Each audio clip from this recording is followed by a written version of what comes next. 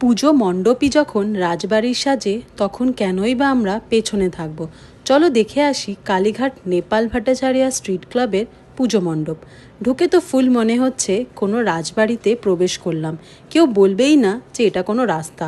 ওপরে উঁচু সিলিং, সাথে দেয়াল ও নানা রকমের পেন্টিংস, বড় এবং উঁচু জানলা, ডিজাইন করা আয়না, শিকার করা বাঘের মুখোশ, হরিণের সিংহ, সব রকমভাবে সাজানোর চেষ্টা করা হয়েছে এই মণ্ডপকে রাজবাড়ি ফিলটা যাতে আসে।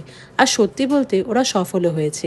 এখানে মা রাজরাজেশ্বরীর প্রতিমাকে পুজো করা হয়েছে, সাথে ভোলে বাবার বিরাট মূর্তি।